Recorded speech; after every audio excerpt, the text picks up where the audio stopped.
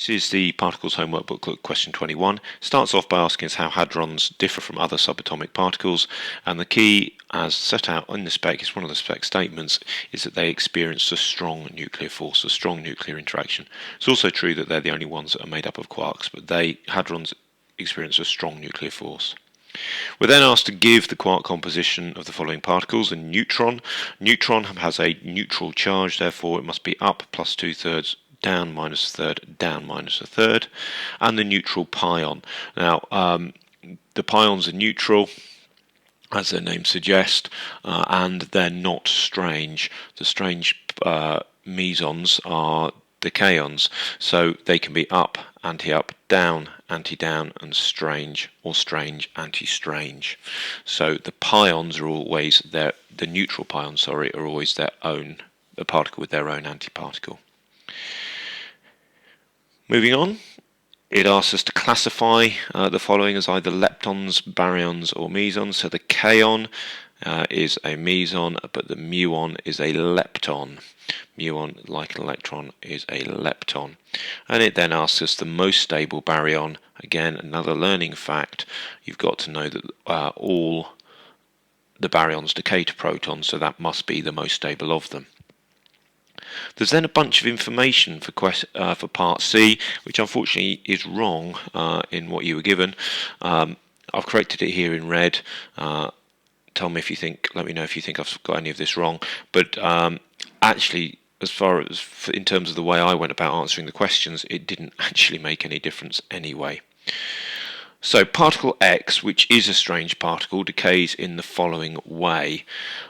X going to pi minus plus a proton. State whether X is a meson, a baryon, or a lepton.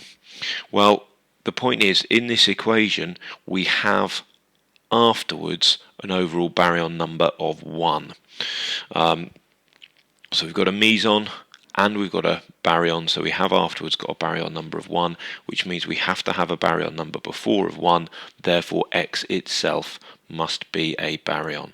There are no leptons at all in that equation, none on the right hand side, therefore we don't need to worry about having a lepton to make the lepton number balance. And meson number, there's no such thing, we don't have to balance up numbers of mesons. We're then asked to use conservation laws to decide whether each of the following decays of that pi minus is possible. Give a reason for your answer. First one, pi minus going to a positron and an electron neutrino, and the key here is you just need to kind of mentally run through your conservation laws. Baryon number, not an issue, there are no baryons. Lepton number, not a problem, because we end up with come back here, we end up with a positron lepton number -1 and an electron neutrino +1 and none before, so we've got 0 to 0. Keep going through, think about charge. Well, I start off with a charge of -1, I end up with a charge of +1 +0, so it's not possible because charge is not conserved.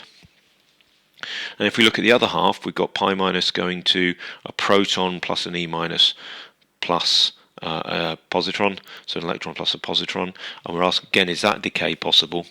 And the reason, well, we've got two possible reasons here. First of all, we go from baryon number of 0 on the left hand side to a baryon number of +1 due to the proton on the right hand side, but also we've got to remember that the proton itself is positive, that's why I've just sort of noted that in there, and we start off with an overall charge of negative. Yes, the electron and the positron cancel each other out, but we've got a positive proton, so again, in fact, charge is not conserved. So there are two reasons why that isn't going to work. So that was the Particles Homework Booklet question 21.